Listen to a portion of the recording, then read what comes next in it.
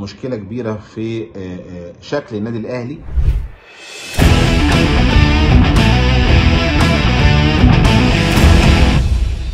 الحقيقة لما نيجي نبص يعني ده تاني تعادل في الموسم بالنسبة للنادي الأهلي في أقل من 3 أسابيع أو 4 أسابيع، فده بالذات يديك مؤشر إن في حاجة ومشكلة كبيرة في شكل النادي الأهلي سواء هجوميا أو حتى احنا بنتكلم يعني مجمل شكل الفريق. الحقيقة واحنا بنتكلم على فريق بكامل نجوم ومليان نجوم بتقدر بمليارات، وفريق آخر يعني مصروف عليه او هو نفسه لا يتعدى ال10 مليون جنيه، ان يكون التفوق للنادي الاهلي ده امر طبيعي. لكن اللي حصل النهارده ان مفيش تفوق. اللي حصل ان الهجمات حتى اللي بيروح بيها النادي الاهلي فهي هجمات ممكن تكون مش عايز اقول عشوائيه، وبحمل بشكل كبير المدير الفني اللي انا من وجهه نظري من البدايه اصلا ان هو يعني مش في مستوى النادي الاهلي ولا يليق باسم النادي الاهلي، لان الحلول اللي موجوده عند اللعيبه حلول بسيطه وبطيئه وبتيجي بالصدف في بعض الاوقات. مفيش جمل محدده بيلعب بيها النادي الاهلي وشكل محدد بيلعب بيه النادي الاهلي، خصوصا كمان ان هو بيلاعب فرق هي اسلوبها هتبقى قدامه كده.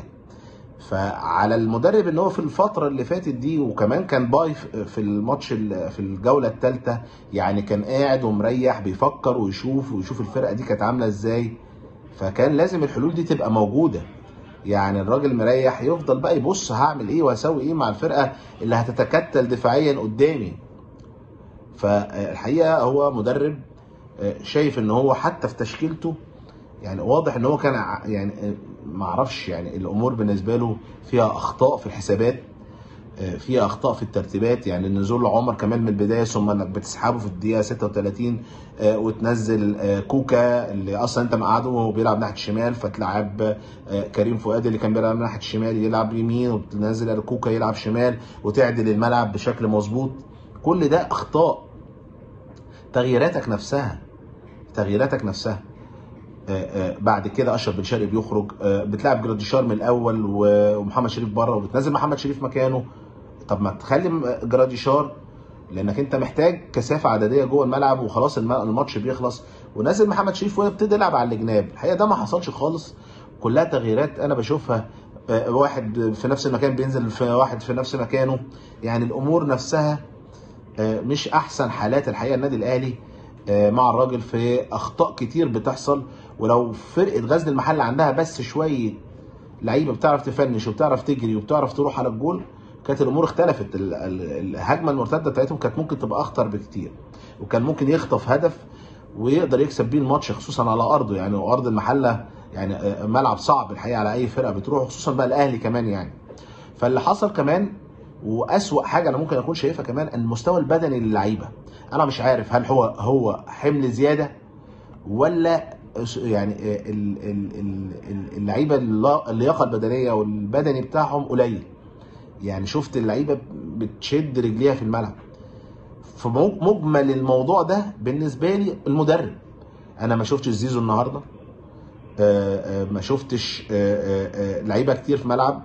افضل واحد من وجهه نظري هو ديانج اللي واقف في نص الملعب بيقطع كل كوره وضاغط دايما باستمرار، وساعات كان بشكل كبير في اوقات كتير مخلي النادي الاهلي هو دايما معاه الكوره. فالحقيقه يعني انا بحمل الراجل المدير الفني ريبيرو هو سبب كل المشاكل ممكن بيكون بيواجهها النادي الاهلي في الماتشات اللي اتعادل فيها، والاداء اللي انا بشوفه انه مش افضل حاجه. خليني اقول لكم ان النادي الاهلي عنده 5 نقاط. الامور بالنسبه للدوري انا قلت الماتشات صعبه جدا والدوري صعب جدا. فايه اللي هيحصل الفتره اللي جايه؟ الامور لازم تتعدل وتتحل، لان الراجل مش عارف برغم النجوم اللي عنده دي، لكن مش عارف يظبطهم ومش عارف يلعبهم، مش عارف يديهم جمل يقدروا يشتغلوا بامكانياتهم. كل ده عند ريبيرو نفسه. اللعيبه في لعيبه مش في مستوى. انا زيزو الصراحه ما شفتوش النهارده، ما شفتش محمد علي بن رمضان بشكل كويس، ما شفتش لعيبه كتير الحقيقه بشكل كويس. ايا كان الوضع الحقيقه النادي الاهلي عنده ماتش صعب جدا جدا. الماتش اللي جاي هو ماتش بيراميدز.